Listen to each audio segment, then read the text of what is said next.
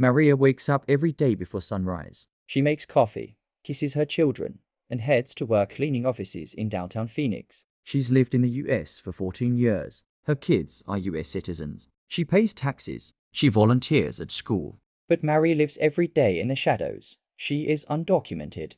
And that changes everything. This episode is about the millions of Latinos who build, clean, feed, care, and serve without the legal recognition most take for granted. We're talking about undocumented life in America and what it means financially, emotionally, and socially to live with paper dreams. Let's start with the numbers. There are an estimated 11 million undocumented immigrants in the United States. Of those, nearly 5 million are Latino adults, and many live in households with mixed-status families, where some members are citizens and others are not. They harvest crops. They cook in restaurants. They build homes. They clean hospitals. They care for children. They are everywhere and yet often invisible, and while political debates rage on, the daily reality for undocumented Latinos is far from abstract. It's about survival.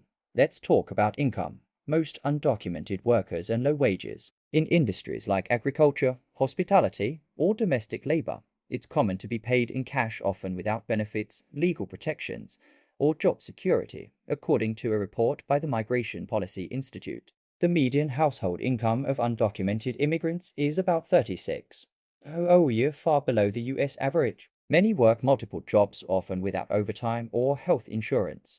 Now add fear to the equation: fear of deportation, fear of traffic stops, fear of going to the ER, fear of filling out paperwork. That fear isn't just emotional, it's financial. It shapes every decision. Should I open a bank account? Should I rent this apartment under my name? Should I report wage theft? Should I enroll my child in a public program? Maria tells us, I always think twice. Even going to the grocery store. I carry cash because I don't want any trouble. Carrying cash can mean being unbanked. According to the FDIC, nearly 40% of undocumented Latinos don't have a bank account. Many rely on check cashing services that charge steep fees. They send money back home using remittance services that take 6-10 cuts without social security numbers. They can't build credit, qualify for loans, or buy homes. They often pay more to access less. Some rent apartments through third parties. Others live overcrowded to afford rent. Many rely on informal lending systems, borrowing from neighbors, family, or rotating tenders. Yet, despite all this, they keep going. Let's talk about taxes. Contrary to popular belief, millions of undocumented immigrants pay taxes. The IRS estimates that over 50% file tax returns using an individual taxpayer identification number (ITIN). In 2021 alone, undocumented workers contributed more than $11 billion in state and local taxes. They fund systems they cannot access. No social security. No Medicare. No federal financial aid. No federal stimulus checks during the pandemic. They are the definition of taxation without representation. Then there's healthcare without legal status. Undocumented immigrants are largely excluded from public health programs. No Medicaid. No ACA marketplace subsidies. They rely on community clinics, emergency rooms, or simply go without care. During COVID-19, undocumented Latinos were among the hardest hit essential workers without essential protections. Many got sick. Some died. Others lost jobs and still had to pay rent. Mental health suffers too. Anxiety, depression, trauma, always watching over your shoulder. Imagine living decades without certainty. Imagine being told you don't belong while your child recites the Pledge of Allegiance at school. Now let's talk about dreams. Despite these obstacles, undocumented Latinos persist. They fight. They adapt. They organize. Take the DACA program, Deferred Action for Childhood Arrivals. It provides temporary protection for over 600,000 young immigrants who arrived as children. DACA recipients can work legally, get driver's licenses, and attend college, but it's not a permanent solution. No path to citizenship, no certainty, and new applicants have been frozen out since 2017. Then there's the DREAM Act, a legislative proposal that has been introduced over a dozen times since 2001, but never passed. Many live in limbo, educated, employed, rooted, but still undocumented.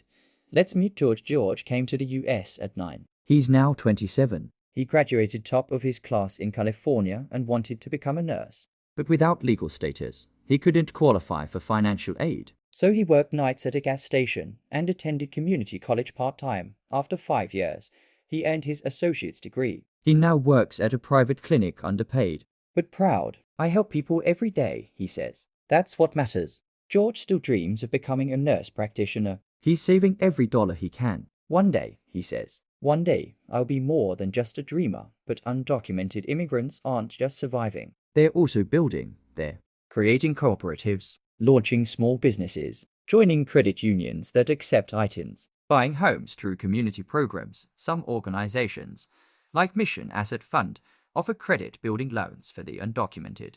Others, like Races and Make the Road, provide legal assistance and financial education. Tech platforms like Marza, Oaxaca Credit, and Remitly are tailoring services for the undocumented, offering low-fee transfers, ID verification alternatives, and bilingual support.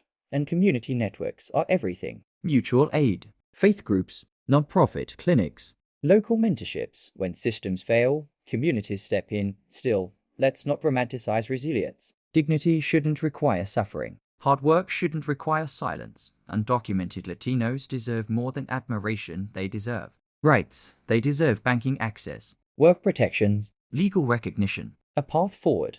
They are not illegal. They are unrecognized. And yet, they contribute constantly. They pick the fruit in your fridge. They clean the offices you work in. They raise the children you love. They build the homes you live in. They are not shadows. They are the foundation. Back in Phoenix, Maria is still working. She's tired, but hopeful. Her oldest daughter just got accepted to college. They cried together when the letter arrived. I didn't have papers, Maria says.